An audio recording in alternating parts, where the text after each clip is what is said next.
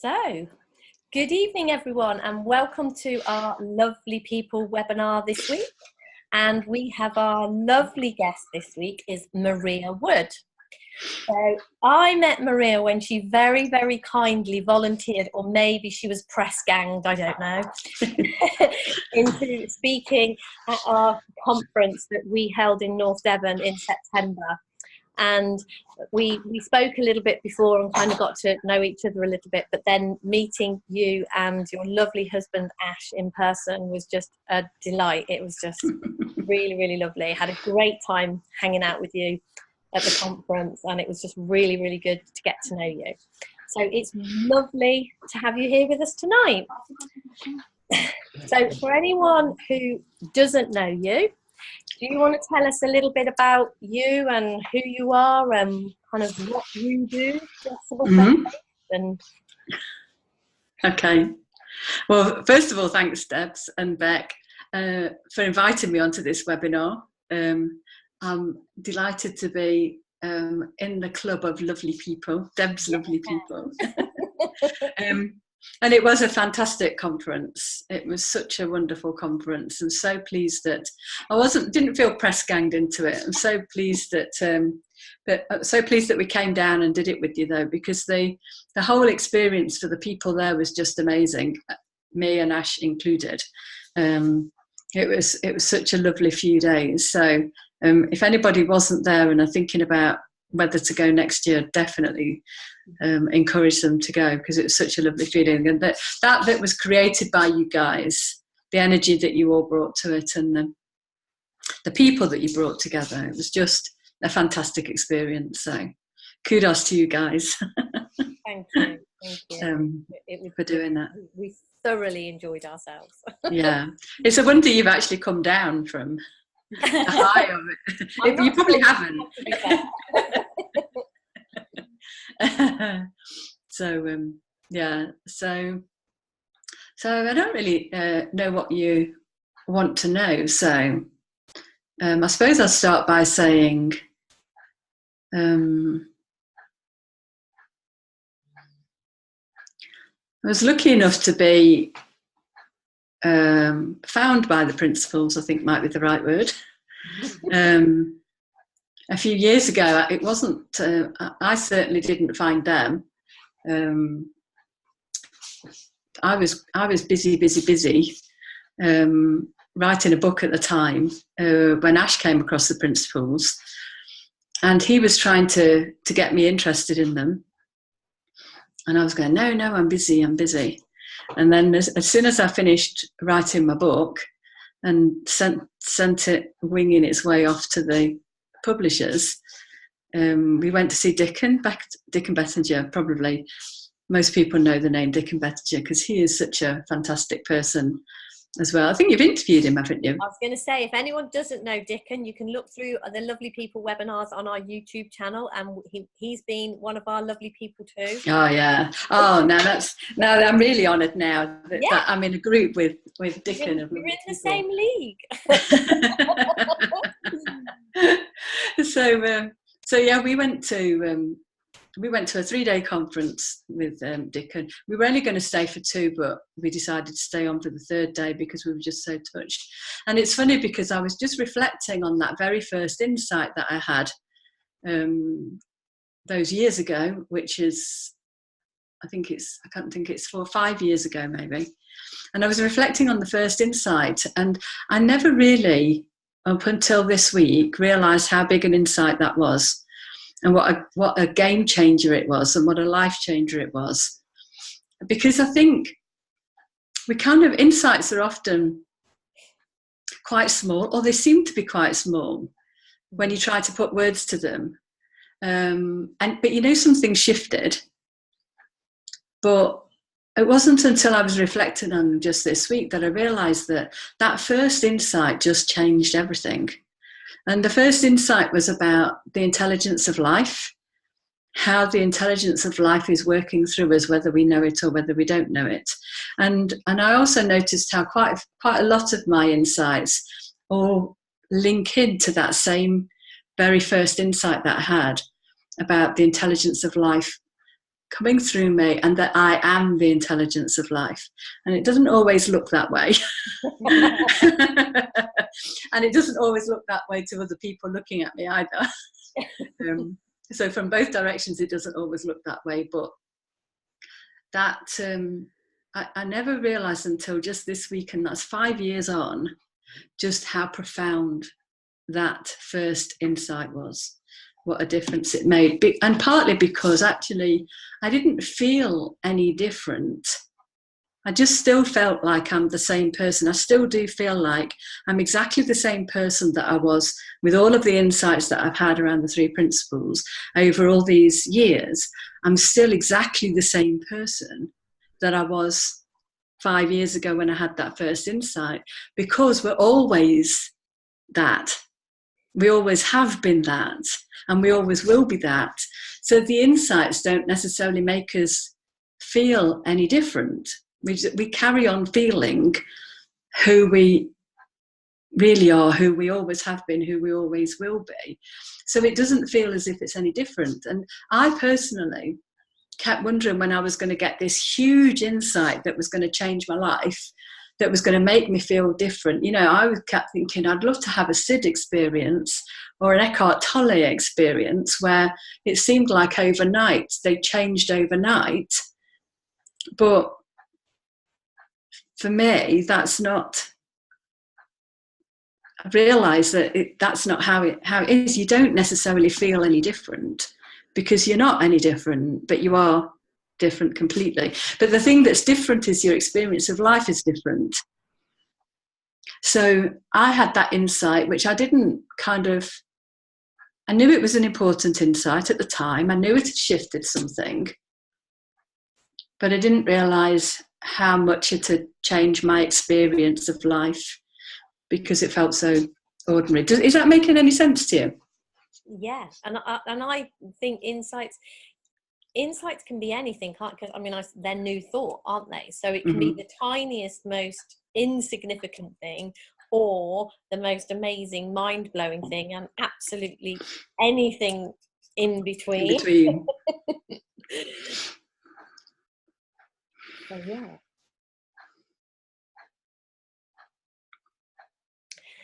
So can you tell us what, I mean, we often have new people listen to these webinars, and if I very often the replay, people go and listen.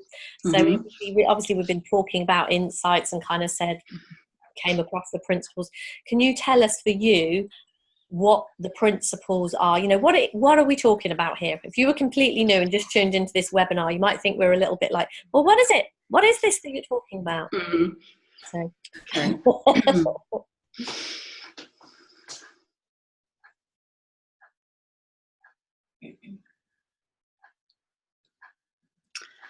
So I think for me it's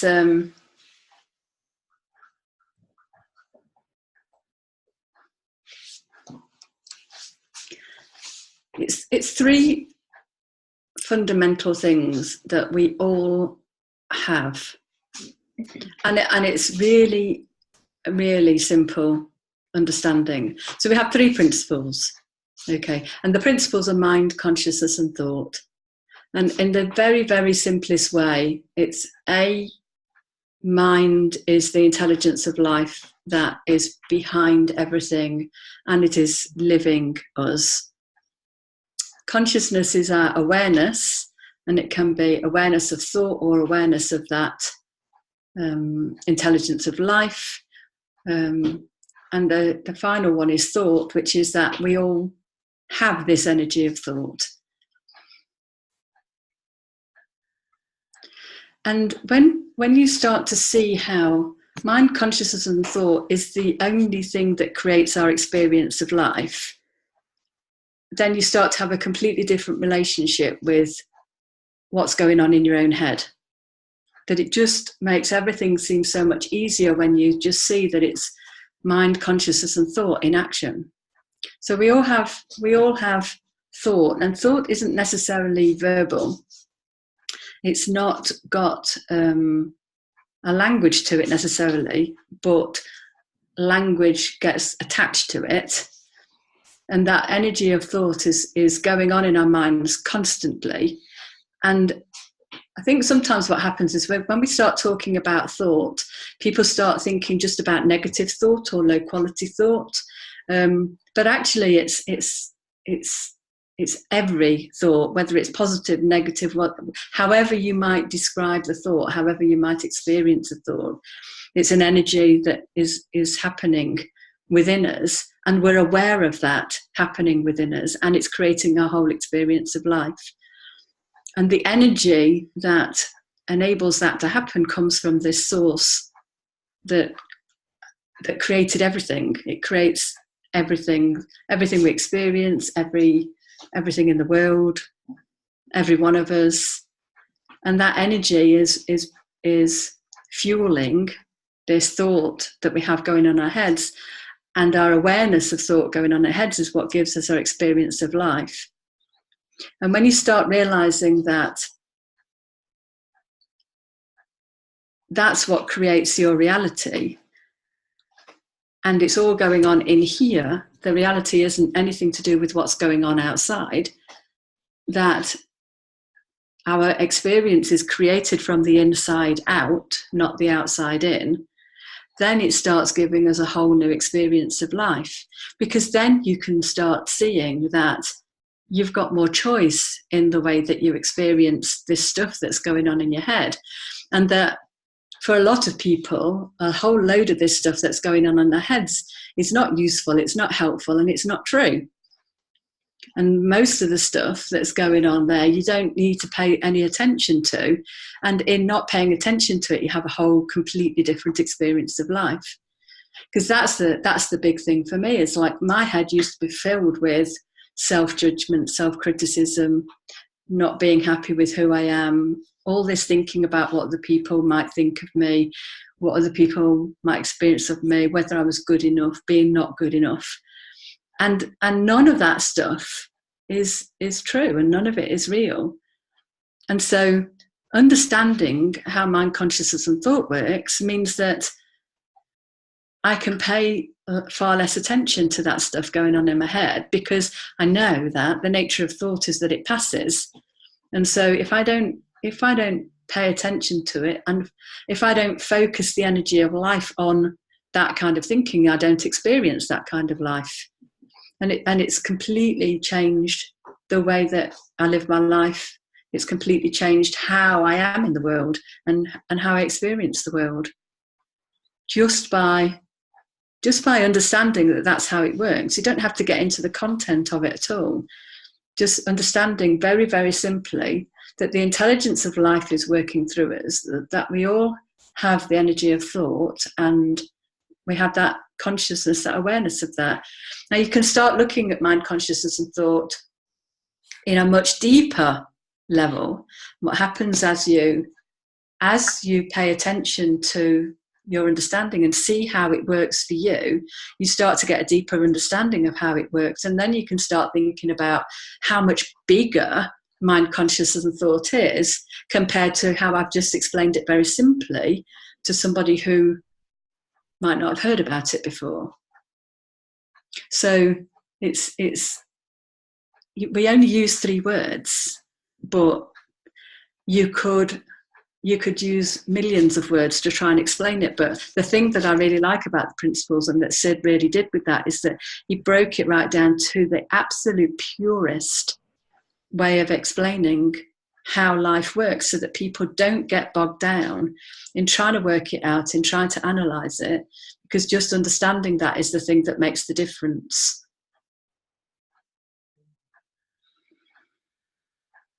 Thank you.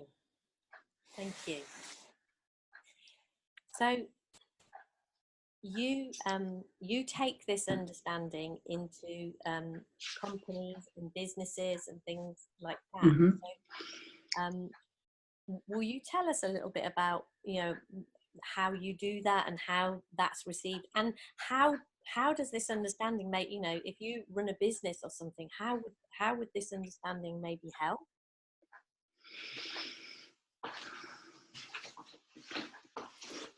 So we've just finished a pilot program, an online program for leaders. And so some of the examples just come immediately from there. So some of the people on the pilot program had never come across the principles before. They didn't have any understanding of it. And I suppose what we do is the same as what we do with anybody that we come and work with, is that we kind of settle into a really nice feeling. We don't plan too much about what we're going to say. We kind of have some conversation about what we might talk about, but it's all going to be, so when we talk to leadership teams, we'll talk about leadership. We're talking in the context of leadership, but we're always pointing in the direction of who you really are underneath all of this stuff that goes on. This is the way that I look at it. We do talk about principles, but we're pointing in the direction of, you have this wisdom within you. You have this intelligence of life that you will give you all of the answers that you'll ever need.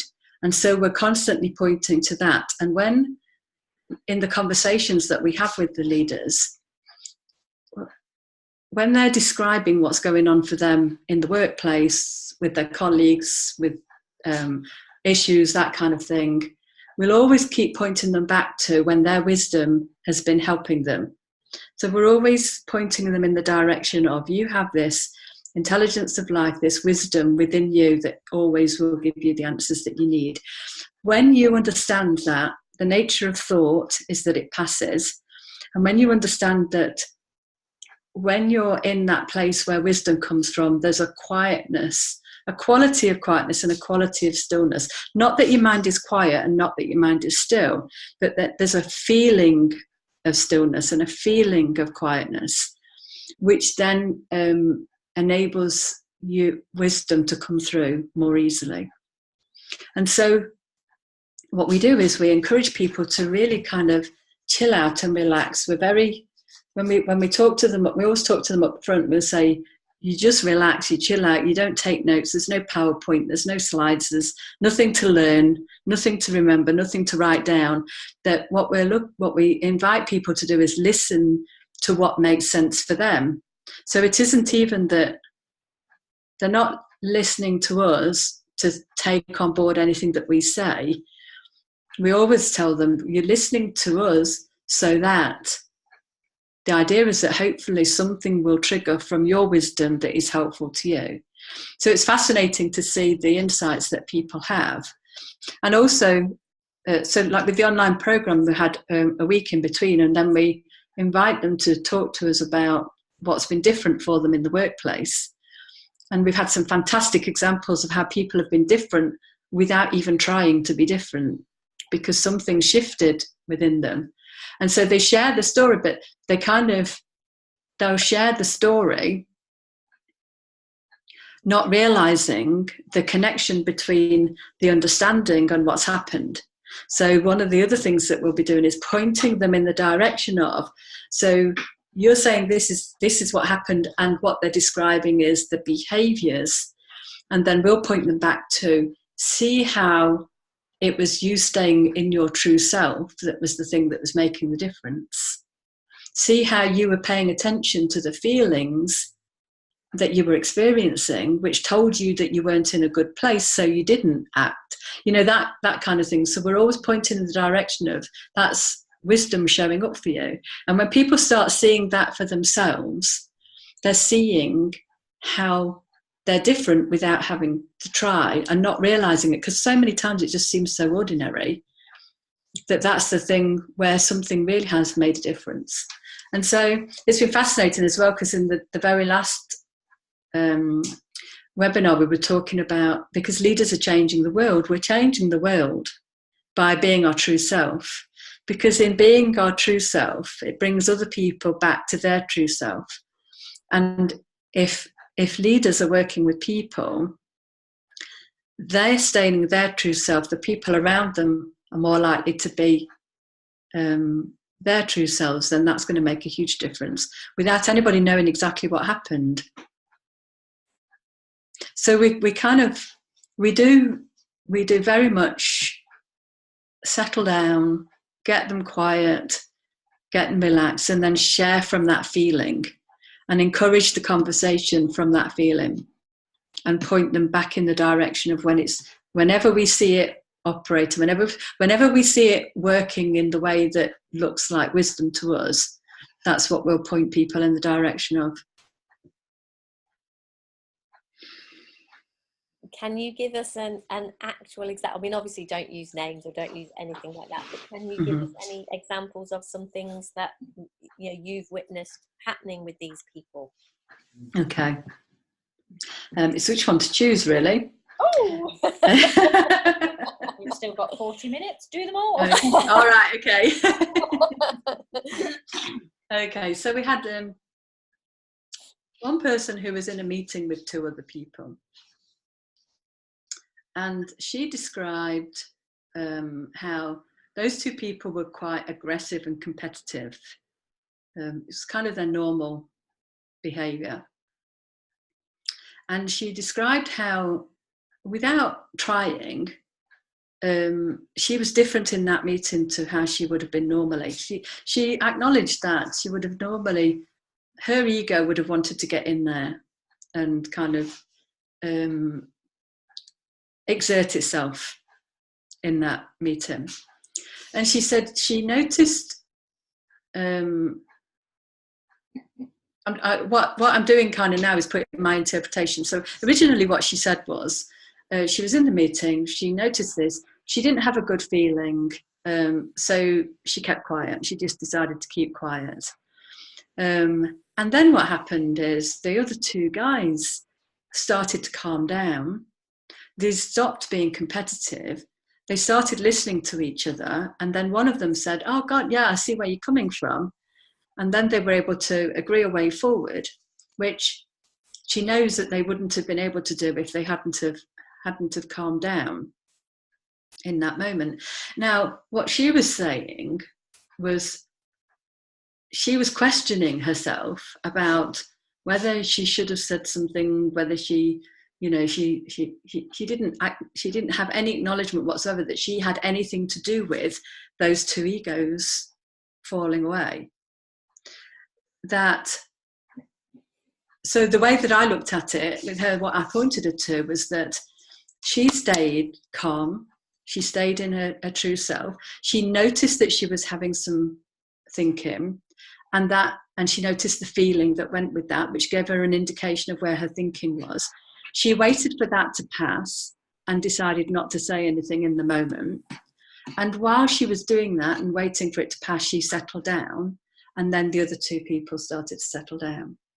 So it's like she was acting as a tuning fork for the other people. And so this is what one of the things we said was that's the power of the principles. That's the unlimited potential, the limitless potential, that you can change lives without doing anything. Because those 2 people settled down, they came to an agreement, and she knows from past experience that that wouldn't have happened in that meeting. The 2 of them have a really good the 3 of them have a really good conversation. They come to an agreement, they find a way forward, they leave the meeting in a good feeling, because all 3 of them are now in their true selves. The other 2 have no idea what's happened. But because they're in that really good feeling, their wisdom was able to come through, and the organisation gets moved forward, rather than 3 people ended up having a fight and everybody leaving in a bad mood, nothing agreed, business doesn't go anywhere. End of story for that, until somebody gets to a place where they've calmed down.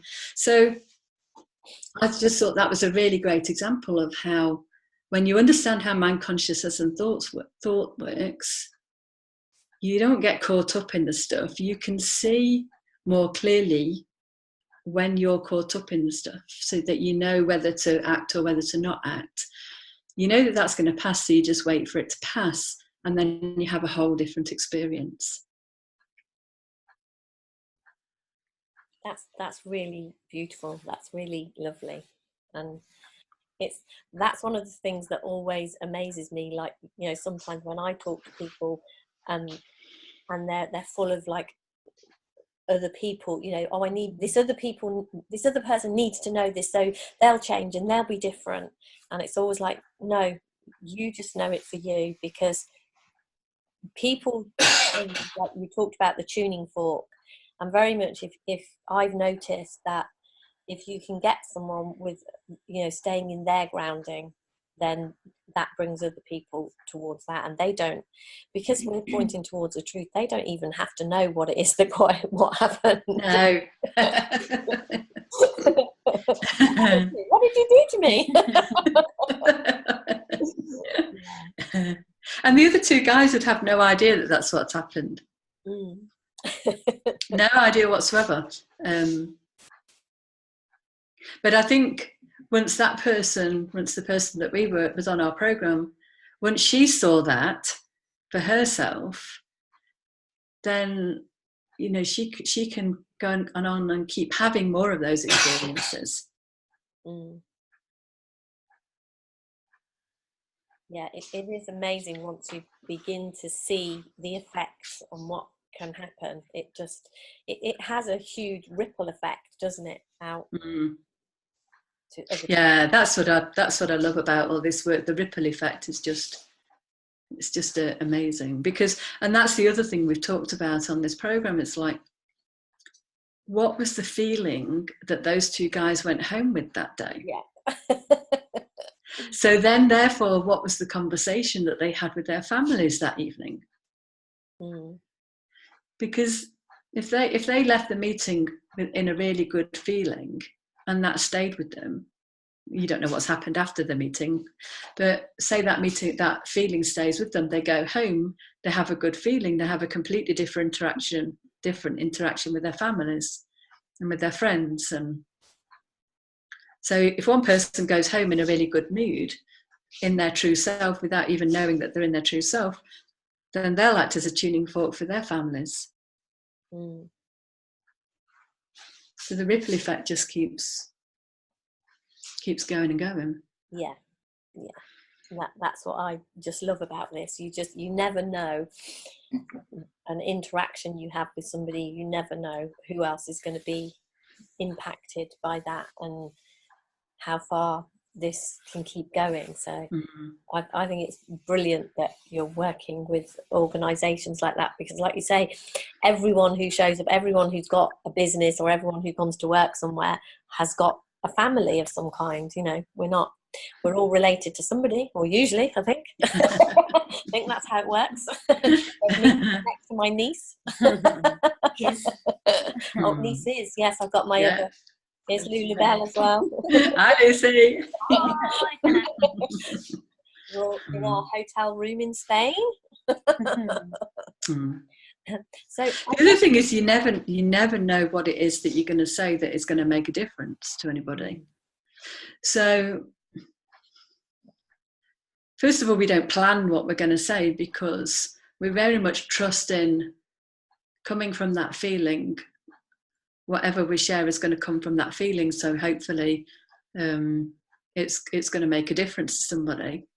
But it's also really liberating, because we have no idea what we'll say that will make a difference to somebody, what's going to trigger something for somebody.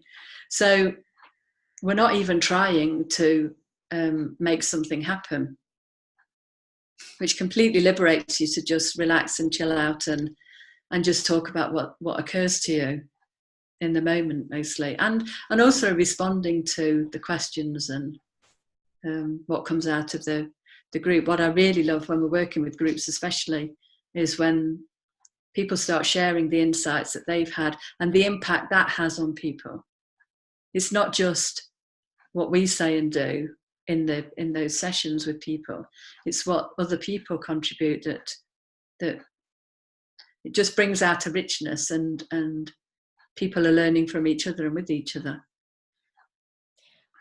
One of the things that I really loved, and that I've really noticed for myself, actually, when you came to our conference, I was in the talk that you gave, because I was very interested in you going into businesses and things, and I heard you talking about when you would be talking to somebody who was a potential client, whoever, in whatever capacity, you would be talking to someone, and you kind of were talking about just having nothing on that, just kind of turning up and sort of knowing for yourself, knowing the truth of who you are, you don't have to force clients to work with you. So you're kind of there knowing what it is you've got to offer, and just talking about it from a really kind of calm, cool place, kind of, and then just letting what unfolds unfold.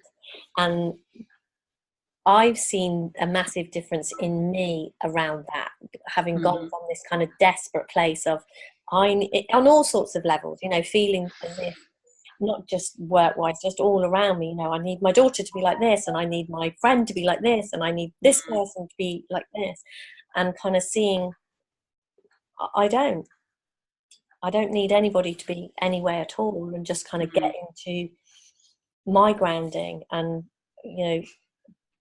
feel that truth of who I am.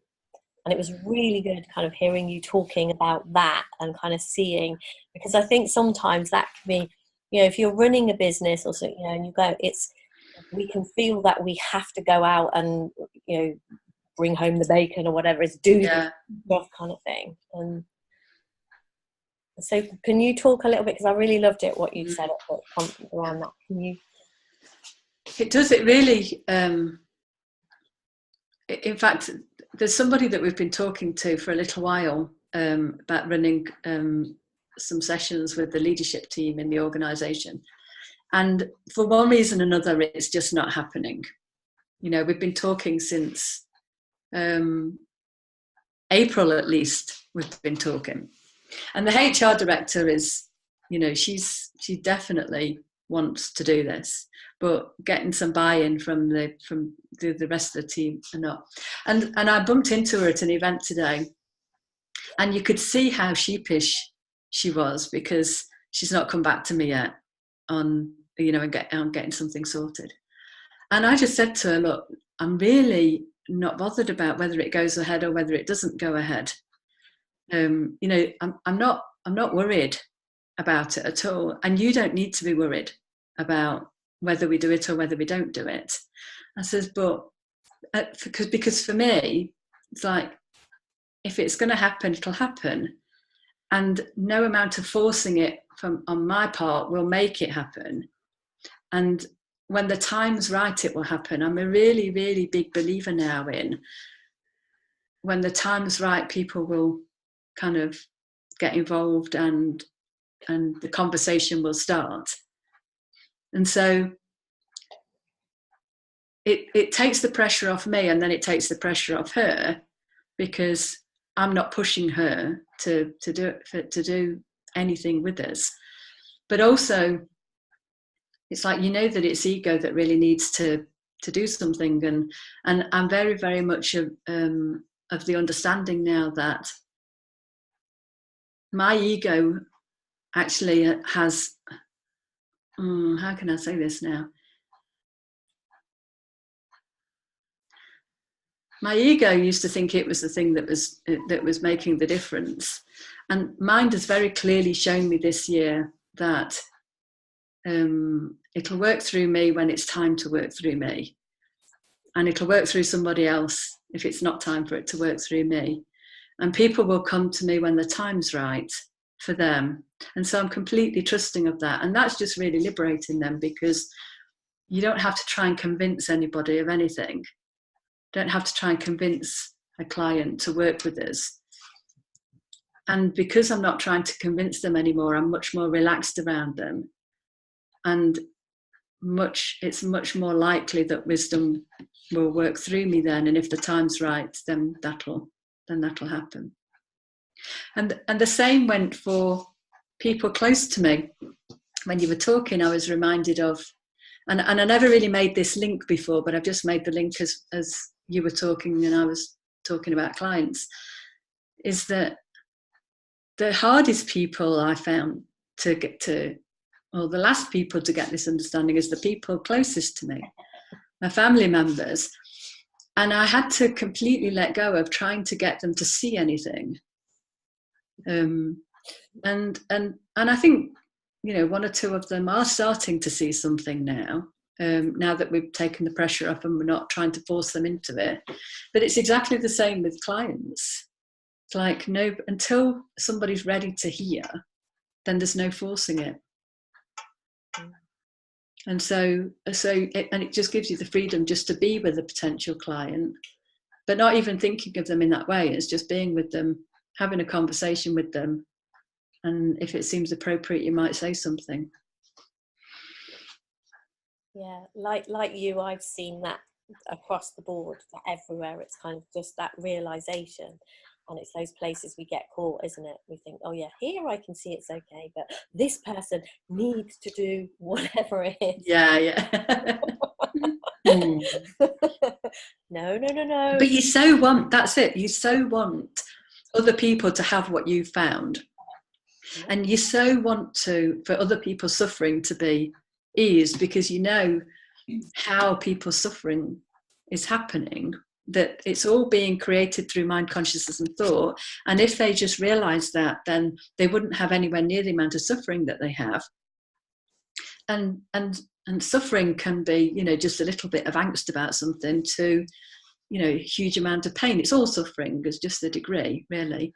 And so you really want the people closest to you more than anybody to not have to experience what they're experiencing a lot of the time. So we really get caught up in wanting people to see this. And I did, and I do see people who do that, and that in itself gets in the way of you actually being able to be with them in their suffering.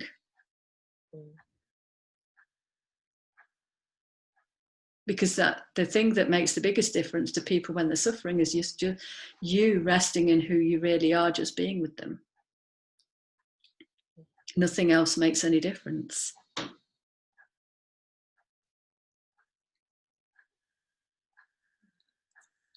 Yeah. And it's amazing, isn't it? I mean, I just, it blows my mind that we're the ones who kind of come across something that is, like you're talking about this around businesses, and obviously every week we have this webinar, and the same understanding, you know, it is brilliant if you're a parent, if you know, within your business, within your own life, with your friends, with other relatives, with your parents, you know, any across the board suffering, yeah, the same thing, no matter how it shows up, no matter how it plays out. The principles point you towards how it is that is being created, and simply seeing that and understanding that is enough to change this. Mm-hmm. Yeah, because one of the things I really, really love about the work that we do is it's not the difference that it makes in people's lives at work, but when they come back and tell you it's made a huge difference in their relationships with their spouses or their partners or their children. And you know, we've had people tell us it saved their marriage, and this is working with a leadership team. You know, it's completely transformed the relationship with the children. Now the children are doing better at school somehow. You know, there was one example where the teacher contacted the mother and said, "What did you do over the summer? Because your daughter's a completely different person."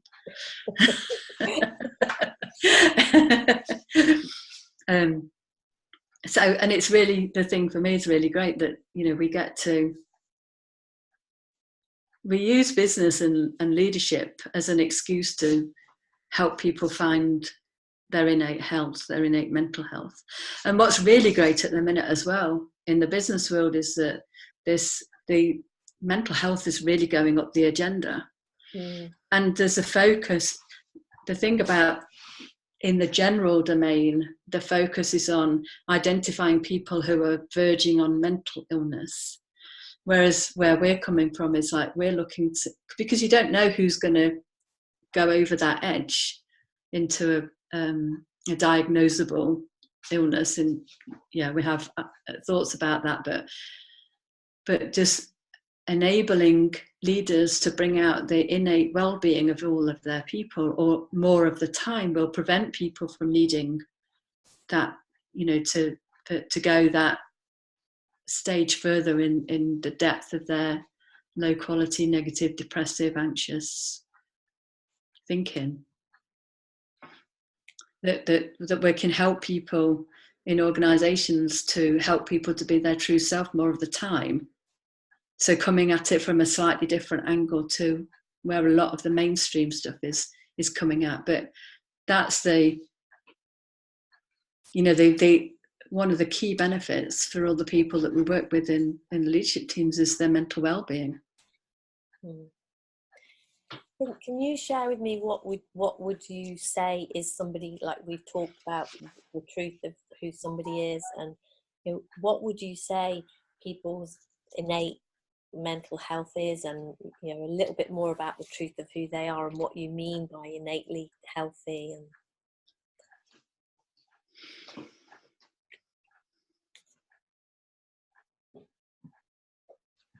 see, the truth of who we are is that we're a spiritual essence in a physical form. And so if we are a spiritual essence, it can't be flawed. It's a formless. We talk about form and formless in the three principles. So form might be a thought that we put a language to, say, for example. That has come from something formless. It's come from the formless. And who we really are is that formless essence. It's not the physical form.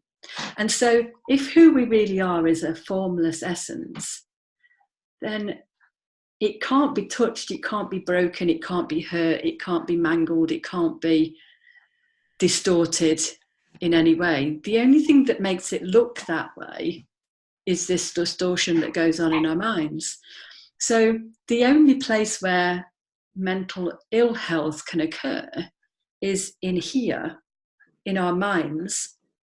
And when you start to see how that's thought created, how our reality, our experience of life comes from the feelings that we get from the thinking that we've got going on, and that our spiritual essence can see that.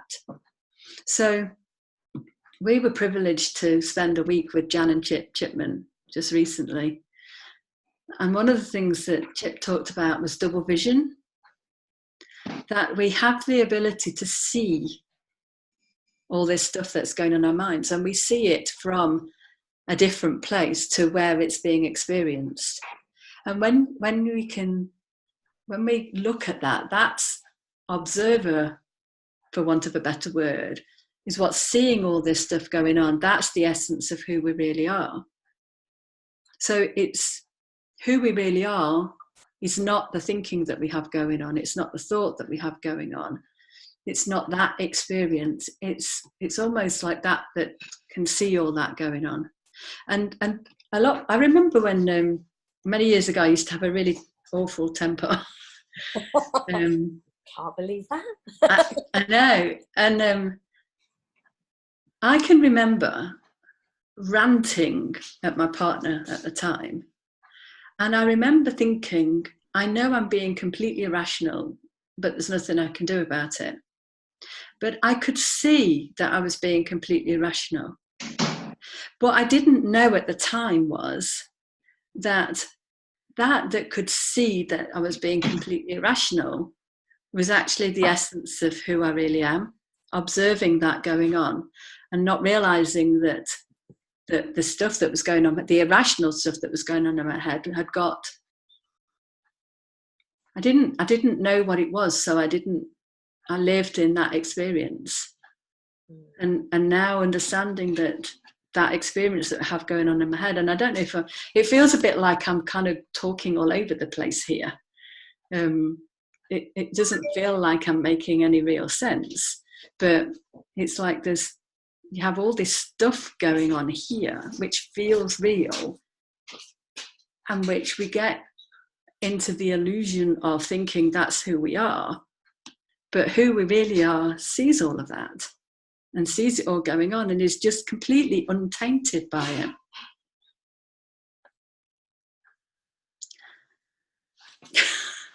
Thank you. Yeah, that's lovely. Thank you. So, has anyone got any questions? I think most people are muted. So, if you want to comment on anything Maria said or ask any questions, anything like that, feel free to unmute yourself. Or if you've got your video playing, you can put your hand up and I can unmute you. But it would be great if anyone would like to share anything they're hearing or ask a question or make a comment. Hello. Can I ask something or can I tell you a story? Yes, please do. You're very quiet, Shane. I don't know why. Can you hear me now? Just about. Can you hear him, Maria?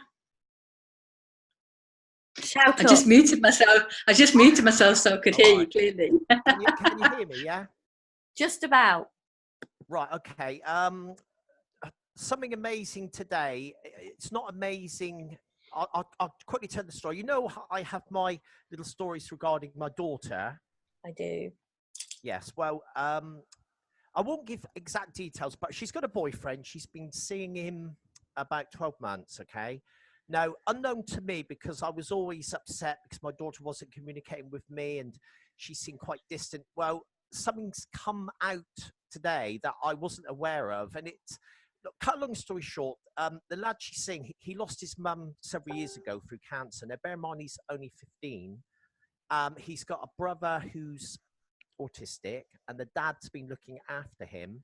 But unfortunately, the dad has got kidney cancer and hasn't got long to go. And out of the blue, my daughter's texted me tonight in a real panic going, Dad, can you, I won't name him, but can you have him live with you for a while or so many days a week? Now, normally I would have but I just went, yes. Obviously, it's not going to be as simple as that because social services, will get involved, obviously, because he's got no family. But my daughter's at quite a vulnerable age where she's stressing about exams and what she wants to do in the future. And she's got a boyfriend. And it would have been easy to go, of course not, Grace, I can't do that. But I don't want to put stress on her because I think at the age she's at, it's quite possible where, you can send them over the edge. So the reason I'm telling this story, because my whole attitude's altered in how I'm thinking. And if I can help this poor lad, even if it's a temporary solution, I will do it. Now, if you turn the clock back 6 months ago, I'd have been, no way. But my whole attitude's changed. I know this might be irrelevant to anything, but, so this has happened to me tonight. And it's like, I feel quite, it's a sad story, but I feel quite happy with the fact that I'm willing to take this situation on if I'm allowed to. I know this, has this got anything to do with what we're on about? Do you know what I mean? So, yeah, okay. Yeah, so, yeah, I've had quite an eventful day today. So, yeah. Do you know what I think is really, really beautiful, Shane? The fact that the change in you has meant that your daughter can come to you with that. Yeah, and she messaged me. She didn't ring me. It was done on Instagram. And she went...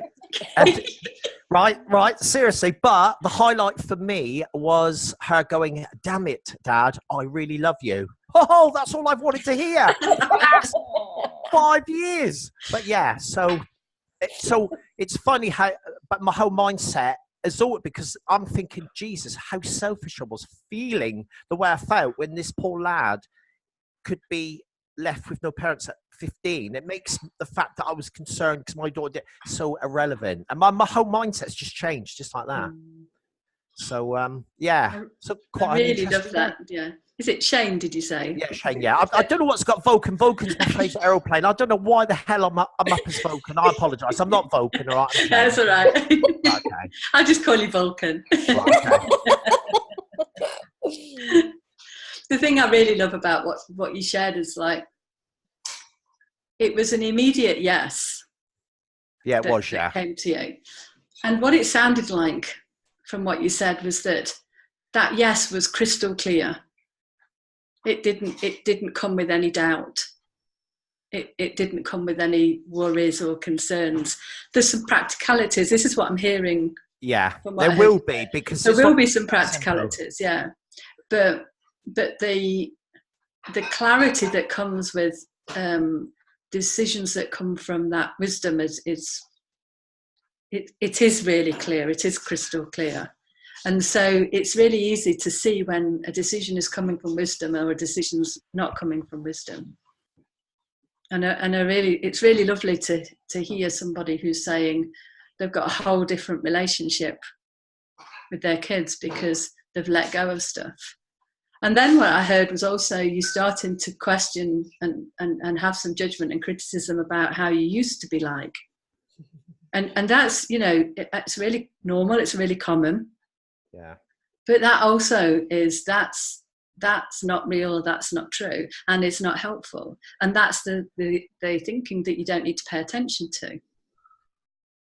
Because whether it's something that you did 5 minutes ago or 5 years ago, it's in the past, it's done. You're only doing the absolute best that you can do anyway. You've always, I'm pretty certain from the way that you're talking, you've always just done the best that you can with the thinking that you've had at the time for your daughter. And so with this understanding, you now act and speak differently. But what you did before, you were doing innocently with the understanding that you had at the time. So even, just forget that judgment and criticism of yourself.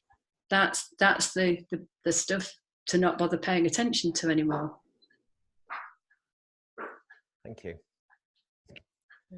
Thank you for sharing that, Shane. That's really, really lovely. I'm so thrilled for you. I mean, it is very, very sad about. Yeah, it is. And end of the day, it'd be easy to walk away and not, but I'm not going to do it. If I can help the situation, I'm going to do it. So, He's lucky to have you. They both are. Yeah. Thank you. So has anyone else got any questions or comments or anything that they would like one to... more. Oh, go, sorry. on Facebook. Sorry, I didn't mean to upset anybody with the comments regarding the two men in the photograph, on Facebook. Do you know the one I'm on about? No. All right. Oh, I know. Yes. Oh, I know. You know. Right. Shane, don't worry about it. It's fine. Right, okay. I was just humouring myself, all right? Yeah, no offence taken. It's all good. Right, quick muting before we ask anything else. No, I've been quiet tonight, so yeah. You've been brilliant. It's good to see you. It's good to have you with us. It's nice that you joined us. Yeah, I rushed home. I was a bit late joining, but yeah, it took me a little while to suss out how to do it because I'm not, yeah. Why are so many people muted, by the way? Hi, Gavin. See, they're all muted. Because it gets very noisy if people are clattering around in the background. I'll mute myself a minute, all right? Yeah, feel free to unmute and join in, but it can just get quite noisy if everybody's unmuted and, banging around a bit. So thank you very much, Shane or Vulcan. Would anyone else like to ask a question or comment or got anything to share or anything from what we've been talking about this evening?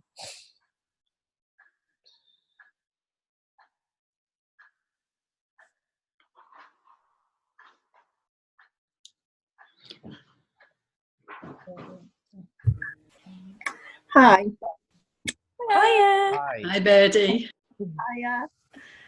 May I ask a question about when you make a decision and you're going to go in that direction and you're making plans and you're sorting it all out to go in that direction and you get blocked in every way, shape and form. So then you decide, right, that obviously isn't the way to go. So you turn your back and walk the other way, and then next thing you find out clients are there from that direction. It's really annoying. I know it's a dance, but can you speak more to that? Mm-hmm. Do you want to say anything more about that, Birdie? I'm not sure that I really get what you're saying. Yeah. Okay, what I decided, because I went through breast cancer about 3 years ago, I decided they're not really my ideal clients, but I'd like to do some work with people who've gone through cancer. Mhm. And some people aren't really happy about having survived. They like have guilt syndromes and shame for having cancer. So I thought I'd like to work with some of those people. So I did a visibility course. I started pushing things offline, and then I had this almighty, it was like half a nervous breakdown, and it was like half enlightenment moment. And the whole of mind, consciousness and thought came into Technicolor. For about 2-3 weeks, I couldn't go near the internet, I couldn't go near the phone, I couldn't do anything on my laptop. It was just really weird. So I spent quite a lot of time in nature, just chilling out really. And then eventually I came back. But I thought, oh well, obviously that isn't the way to go. So I decided, right, I should look for something else. Now, actually, I haven't done very much. I've just been chilling out and waiting to see what comes. But I've met lots of people, had some great conversations. And all of a sudden, someone taps me and she said, oh, would you like, a patient who suffers with cancer? I said, yeah, I'd love one. So there we are, one turned out. But it's that sort of thing. This happened so many times. And I think, oh. Yeah. I think the thing that I would say, Birdie, is that stop fighting it. Yeah. Because you've already described how it's working out for you as well. I think what happens is we kind of get into an idea of what we should and shouldn't be doing. Yeah. And then not see what mind is presenting for us. So we kind of, it's really easy to get in our own way about stuff. But I love what you said about, if I interpreted this right, if what I heard was right, that you had some insight around mind, consciousness and thought, and you took yourself off into nature. I mean, nature is the absolute best place to go when you want to really, it's like when people go into nature, that's when they really connect with who they really are, because we're part of nature. Yeah. So you're following the instincts already, but not necessarily noticing that that's what you're doing. And it's like, the thing that's really happened for us is particularly this year, we started working in different ways with people that we never imagined that we would do. And what we've been doing is we're just following it's kind of like the nudges or the whispers that we get from wisdom that says, oh, just, why don't you do this? Because what we've really found is that allowing mind to kind of have its way doesn't mean that we don't do anything. So we meet with potential clients, we go to events, we have conversations with people. We're not worried about whether it's going to turn into anything, like we talked about earlier, but we're following the kind of what feels right to do in the moment. And that's what I heard you saying. It's like you kind of decided on some stuff, which is great. You don't necessarily know that that's going to pan out, but it sounds like it's going to start to pan out. And it's not getting hooked into the fact that you need to do all of this stuff. But when you follow those instincts and follow those urges, you never know where it's going to take you.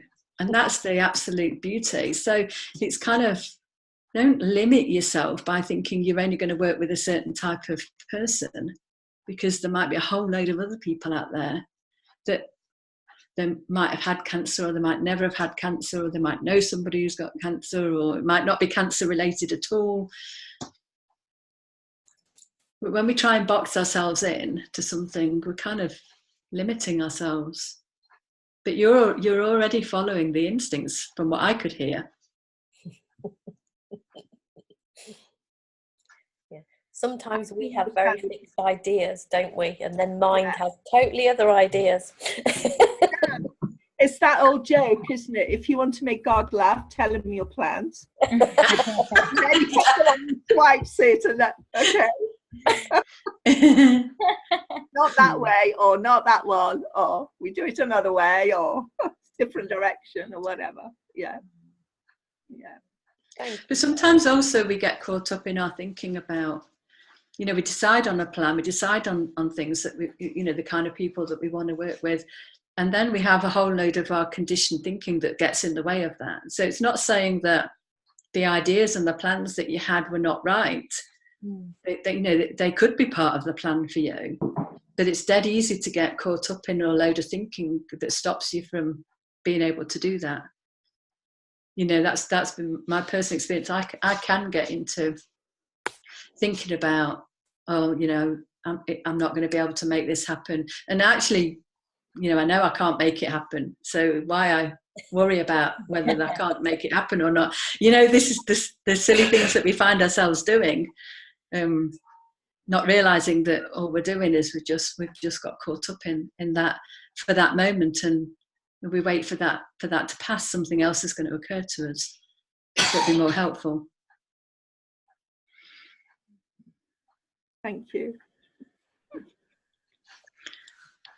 Thank you. It's brilliant that you've had a patient tap you on the shoulder already.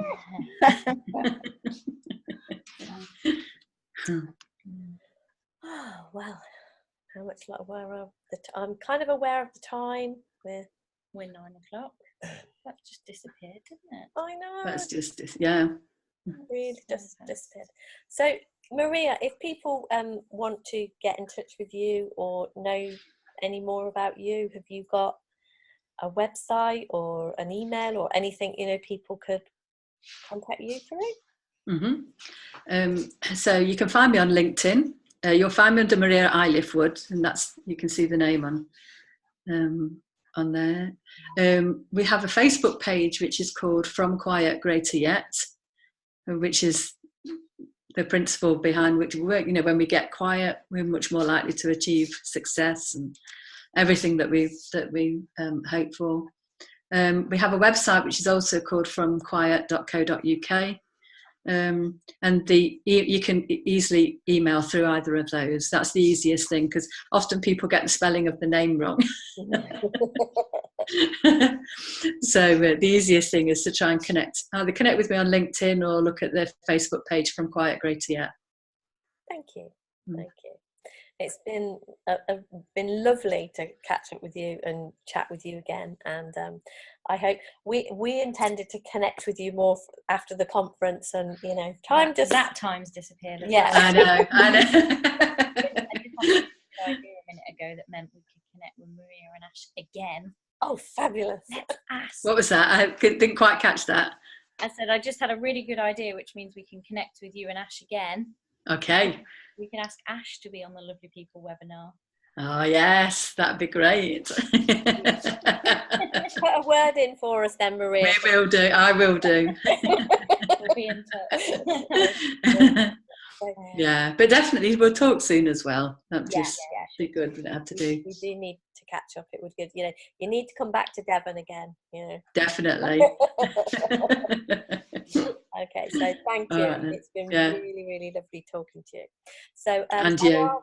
On our webinar next week, we have the lovely Jo Van Kampenhauer. That's it. I'm just going to say it confidently. I've got no idea if that's how you pronounce his name. I couldn't remember what it was. Jo's with us next week anyway. So the lovely Jo is going to be with us, next week. So it would be absolutely great to have you with us again next week if you can make it.